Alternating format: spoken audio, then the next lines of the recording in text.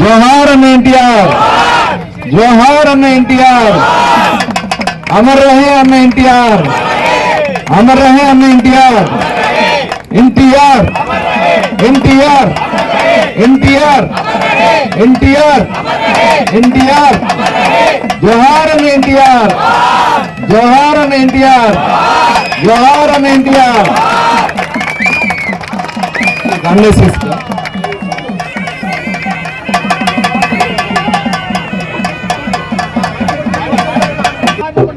సాంబశివరావు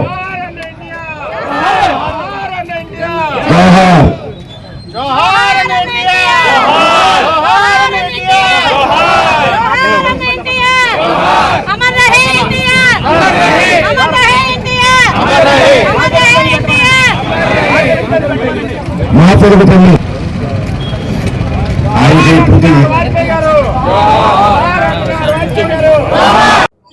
సంక్రాంతి శుభాకాంక్షలు.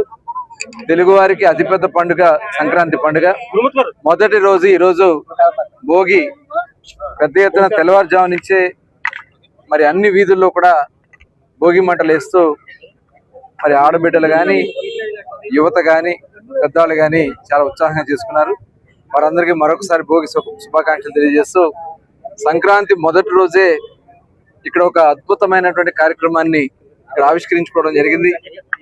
తెలుగువారి ఆరాధ్య దైవం, తెలుగువారి కోసం ప్రపంచ ఖ్యాతిని తీసుకొచ్చినటువంటి వ్యక్తి, తెలుగువారిలో ఒక ఆత్మస్థైర్యాన్ని కల్పించినటువంటి వ్యక్తి స్వర్గీయ అన్న నందమూరి తారక రామారావు గారి విగ్రహావిష్కరణ ఇక్కడ జరిగింది. ఈ రోజున సమాజమే దేవాలయం, ప్రజలే నా దేవుణ్ణని అన్న నందమూరి తారక రామారావు గారి నినాదం. ఈ రాష్ట్రంలో తెలుగువారు ప్రపంచంలో ఇవాళ ఏ దేశానికి వెళ్ళినా తెలుగువారు నిలబడ్డారంటే దానికి కారణం అన్న నందమూరి తారక రామారావు గారు. మరి అటువంటి మహానాయకుడి యొక్క విగ్రహాన్ని ఇక్కడ హౌసింగ్ బోర్డ్ సెంటర్లో వాజ్పేయి గారి విగ్రహంతో పాటు కలిపి ఇక్కడ 2 విగ్రహాలని ఇక్కడ ఏర్పాటు చేసుకోవడం జరిగింది. మరి ఆల్రెడీ వాజ్పేయి గారి విగ్రహాన్ని నారా లోకేష్ గారి చేతుల మీదుగా బీజేపీ రాష్ట్ర అధ్యక్షులు మాధవ్ గారు కూడా ఓపెనింగ్ చేయడం జరిగింది. అన్నగారి విగ్రహాన్ని ఈ రోజున ఆవిష్కరించుకున్నాం. మరి చాలా శుభకరం. వారిని ఎవరైతే ఇక్కడ విగ్రహాన్ని ఏర్పాటు చేయడానికి అలా ఎవరైతే విగ్రహ కమిటీలు ఉన్నారో వాళ్ళందరూ కూడా మనస్ఫూర్తిగా అభినందన తెలియజేస్తా ఉన్నాను. చాలా సంతోషం. ఎందుకంటే ఇది ఒక అద్భుతమైనటువంటి కార్యక్రమం. దేశం కోసం పాటుపడినటువంటి వ్యక్తి వాజ్పేయి గారు. దేశంలో సంస్కరణ తీసుకురావడానికి ఆనాడు కాంగ్రెస్ పార్టీకి వ్యతిరేకంగా పోరాడినటువంటి వ్యక్తి అన్న నందమూరి తారక రామారావు గారు. నేషనల్ ఫ్రంట్ స్థాపించి నేషనల్ ఫ్రంట్ ద్వారా కాంగ్రెస్ పార్టీకి ప్రత్యామ్నాయంగా ఈ దేశంలో ఒక రాజకీయ వ్యవస్థని సృష్టించినటువంటి వ్యక్తి ఎన్టీ రామారావు గారు. అటువంటి రామారావు గారి విగ్రహాన్ని అలాగే వాజ్పేయి గారి విగ్రహాన్ని ఇది ఒకే వేదిక మీద ఇక్కడ ఏర్పాటు చేయడం అనేది మాకు చాలా ఆనందంగా ఉంది. మరి అటువంటి విగ్రహాన్ని ఇక్కడ ఏర్పాటు చేసుకున్నాం. తెలుగు ప్రజలందరూ కూడా కోరుతా ఉన్నాను, ఇవాళ ఆనాడు చంద్రబాబు నాయుడు గారు లాంటి నాయకుడు మనకు ఉండడం మన అదృష్టం. ఇవాళ కూటమి ప్రభుత్వంలో పవన్ కళ్యాణ్ గారు, చంద్రబాబు నాయుడు గారు, నారా లోకేష్ గారు, యావత్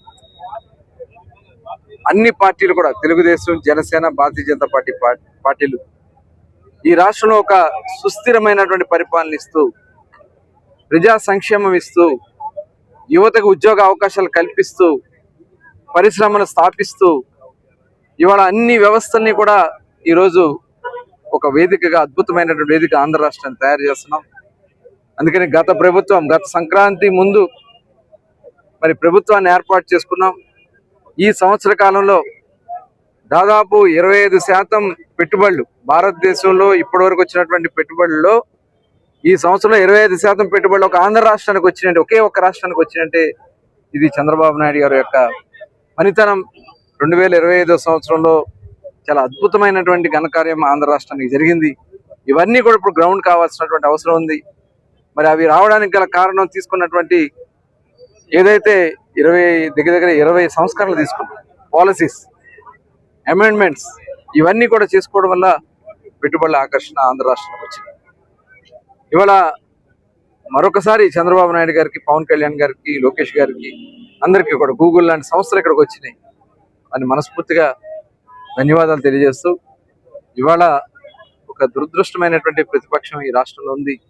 ప్రతిపక్షం కాదు, హోదా కూడా రాయకుండా ప్రజలు చిత్తుగా ఓడించిన ఇవాళ మళ్ళీ ప్రజల్లో ఈ రాష్ట్రంలో ఒక దుర్మార్గమైనటువంటి కార్యక్రమాలకి జగన్మోహన్ రెడ్డి వ్యవహరిస్తా ఉన్నారు.